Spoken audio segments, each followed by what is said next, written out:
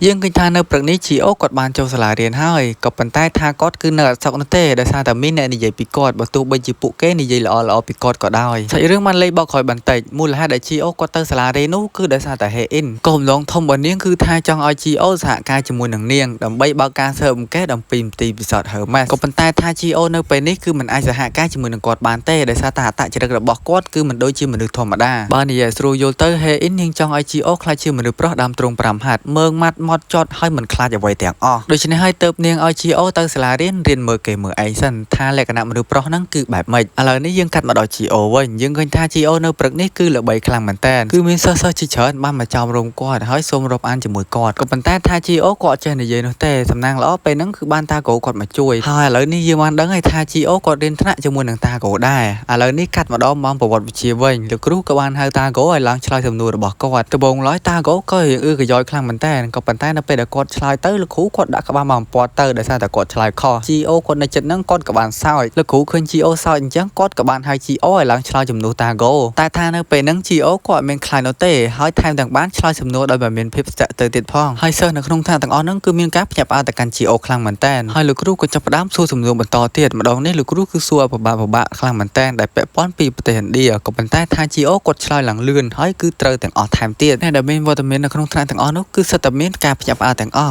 ់ហើយសូម្បីតែលោកគ្រូក៏ឲ្យសិស្សទាំងអស់ទះដៃអបអរទៅកាន់ GO ផងដែររីឯតាគោឯនេះវិញគឺបើកភ្នែកធំតែម្ដងបន្ទាប់ពីចប់ម៉ោងរៀនតាគោក៏រត់មកសួរ GO តើហេតុអ្វីបានជាឯងដឹងចម្លើយទាំងអស់ហ្នឹងក៏ព្រោះថាលោកគ្រូគឺមិនដែលសួរសំណួរដែលស្រួលឲ្យយើងឆ្លើយនោះទេ GO ក៏សើចបន្តិចហើយក៏ប្រាប់ថាតែប៉ិតទៅខមមិនទីពិសោធន៍ឲ្យសភៅគាត់ខ្ចីគាត់បានអានដដែលរហូតដល់តែទិញចាំមាត់និយាយចប់ត្រឹមហ្នឹងសាច់រឿងក៏បានបង្វែរទៅដល់ម៉ោងកីឡាវិញម្ដងលោកគ្រូក៏បានប្រាប់សិស្សដែលនៅទីហ្នឹងថានេះគឺជាកីឡាបោះបាល់ដាក់គ្នាគាត់គឺបែងចែកជាពីរក្រុមគឺក្រុមថ្នាក់ទី1និងក្រុមថ្នាក់ទី2ក្រុមថ្នាក់ទី1គឺជាក្រុមរបស់តាគោជាមួយនឹង GO របៀបលេងយើងគ្រាន់តែគប់បាល់ទៅកាន់គេតែប៉ុណ្ណោះហើយអ្នកដែលមិនមានបាល់គឺត្រូវតែកិច្ចនៅពេលដែលគេគប់ត្រូវនោះយើងនឹងចាញ់និយាយចប់តាគោដាក់មកពីអ្នក GO រៀបធ្វើស៊ីថ្នាក់ទី2ក៏ប៉ុន្តែនៅពេលហ្នឹងមានបាល់មួយហោះចំកណ្ដាលមុខតាគោតែម្ដងហើយអ្នកដែលគប់ហ្នឹងគឺមិនមានអ្នកណាគេឆ្ងាយទេក្រៅពីថ្នាក់ទី2ហើយនៅពេលនេះគោលដៅបន្ទាប់របស់វាគឺជា GO នឹងឯងរីឯតាគោក៏បានចាក់ចេញពីការប្រកួតដូចគ្នាដោយ GO នៅពេលនេះគាត់មានតែកម្លាំងនោះទេក៏ប៉ុន្តែគាត់មិនដឹងថាត្រូវធ្វើអ្វីបន្ទាប់ទៀតនៅពេលហ្នឹងមានសមាជិកក្នុងថ្នាក់ទី2ម្នាក់ឃើញអាការល្អក៏បានគប់គ្រាប់បាល់ទៅកាន់ GO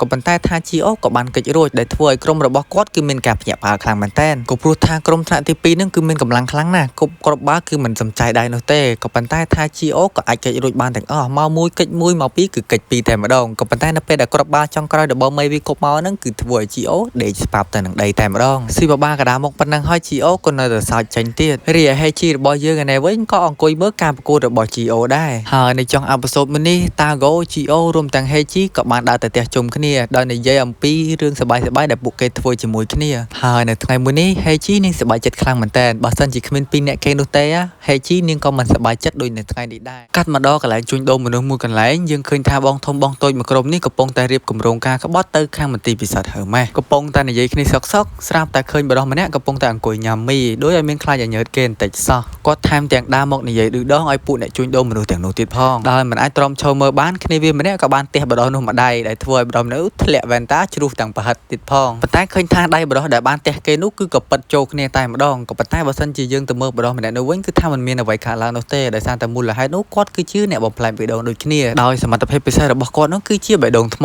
សាច់រឿងបានកាត់មកដល់ថ្ងៃថ្មី GO តាគោរួមទាំងមិត្តភក្តិផ្សេងៗទៀតបានចូលរួមលេងបាល់ជាមួយនឹងគ្នាហើយថែមទាំងបានដើរទៅផ្ទះជាមួយនឹងគ្នាទៀតផងនៅតាមផ្លូវពួកគេក៏បានដើរបដាញ៉ាំសាច់អាំងបដាមើលទៅជីវិតគឺពិតជាពេញខ្លាំងមែនតើនៅពេលដើរបានទៅមុខបន្តិចបរិសម្នាក់ដែលឃើញតាំងពីដើមសាច់រឿងហ្នឹងក៏បានវាមកសុំជំនួយពួកគេទាំង3នាក់គាត់លូកដៃបំរុងនឹងយកដង្កូវញ៉ាំទៅហើយក៏ប៉ុន្តែពេលនោះ GO ក៏ដើរមកខាត់ថាហ្នឹងញ៉ាំអត់កើតនោះទេបរិសម្នាក់នោះក៏បាននិយាយថាទេគាត់អត់ចង់ញ៉ាំអាហ្នឹងទេដែលគាត់និយាយអលេសថានោះគាត់ចង់ញ៉ាំរបស់ដែលនៅដៃរបស់ GO នឹងឯង GO ឃើញអញ្ចឹងក៏ហុចឲ្យគេញ៉ាំទៅបរិសម្នាក់ហ្នឹងមិនចាំយូរក៏តបាក់យកតែម្ដងបន្ទាប់ពីញ៉ាំហើយបរិសម្នាក់ហ្នឹងក៏ទាញកាបូបគេចេញមករួចហុចលុយម្ដុំឲ្យទៅកាន់ពួកគេពួកទាំង3នាក់ឃើញអញ្ចឹងមានការភ្ញាក់ផ្អើលខ្លាំងមែនតើហើយលូកដៃបំរុងនឹងយកទៅហើយក៏ប៉ុន្តែភ្លាមនោះមិនដឹងថាចោលមកពីណាទេជិះម៉ូតូមកពីរនាក់ក៏ឆក់កាបូបបរិសម្នាក់ហ្នឹងរត់ទៅបាត់ទៅអស់ sorry អ្នកគ្នាជិះទៅបាត់ទៅហើយជីនឹងគិតអត់តាន់ទេនាងក៏បានទាញទូរស័ព្ទបំរុងនឹងទេទៅប៉ូលីសក៏ប៉ុន្តែងាកមកគឺបាត់3នាក់គេនេះបាត់ទៅហើយឥឡូវនេះយើងតាមមកមើល3នាក់គេនេះវិញម្ដងតាគោដែលសារតែគាត់មានធម្មពលពិសេសនោះទេដូច្នេះហើយគាត់ត្រូវតែបង្ខំចិត្តរត់ទាញខោបរោះផ្អើលខ្មៅដូច្នេះហើយដែលធ្វើឲ្យខោបរោះអាវខ្មៅនោះដាច់លហើយចេញលីអូមកតែម្ដងចំណែក GO វិញក៏បានបើកធម្មពលពិសេសរបស់គាត់នឹងដេញតាមម៉ូតូតែម្ដងយើងឃើញថា លបឿនរបស់គាត់នៅពេលនេះគឺលឿនជាងមុន2 ដងទៅទៀតទោះបីជាលបឿនរបស់ GO នៅពេលនេះលឿនយ៉ាងណាក៏ដោយក៏ប៉ុន្តែក៏មិនអាចតាមទាន់ម៉ូតូមួយនេះបានដែរដែលពួកគេទៅមុខបានបន្តិចហ្នឹងក៏បានវាយស្ទាក់ផ្លូវរបស់ GO កុំឲ្យតាមទាន់ហើយពួកគេថែមទាំងលើកដៃក្តារដើម្បីជាការឌឺដងទៅកាន់ GO ថែមទៀត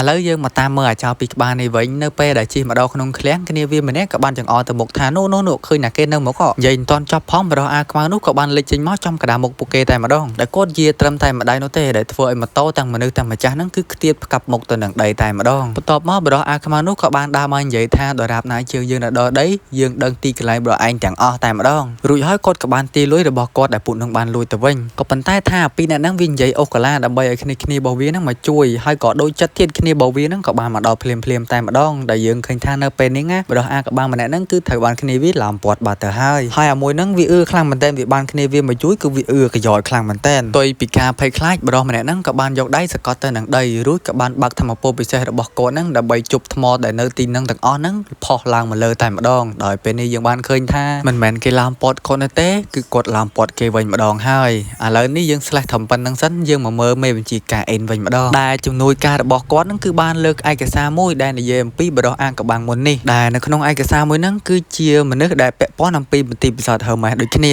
ហើយតាមការសន្និដ្ឋានរបស់មេបញ្ជាការអេនគាត់បានដឹងថាបរិះម្នាក់នេះគឺមានឈ្មោះថាកាងដងវូដោយកាងដងវូម្នាក់នេះប្រហែលជាមិត្តភក្តិរបស់ GO ដូចគ្នាក៏ប៉ុន្តែគាត់អត់ទាន់ច្បាស់ទេអញ្ចឹងដើម្បីឲ្យច្បាស់គាត់នឹងទៅកាន់ GO ឲ្យ GO និយាយប្រាប់គាត់ដែលជាហេតុធ្វើឲ្យសាច់រឿងរបស់យើងគឺស្លេះត្រឹមតែប៉ុណ្្នឹងសិនណែគ្នាហើយ chapter ទី18ហ្នឹងគឺបានចេញមកហើយណែគ្នាក៏ប៉ុន្តែគេដាក់លក់គឺគេអត់ទាន់ដាក់ឲ្យយើងអាន free នោះទេមានក៏ដឹងដែរថាមានចេញរឿងយឺតដោយសារតែមាននឹងត្រូវប្រឡងបាក់ដប់ហើយចិត្តប្រឡងបាក់ដប់មែនតើខ្វះតែប្រហែលខែទេសូម្បីតែពេលឲ្យចង្សារមាននឹងក៏អត់មានដែរណែគ្នាតែបើទោះបីជាយ៉ាងណាក៏ដោយមាននៅតែធ្វើរឿងឲ្យណែគ្នាមើលដែរហ្នឹងដោយសារតែមានក៏ចូលចិត្តនឹងការសម្រាយរឿងដូចគ្នាហើយណែគ្នាបើមើលវីដេអូមួយនេះហើយកុំភ្លេច report និងចូល comment ឲ្យបានច្រើនផងណាអូខេបាយ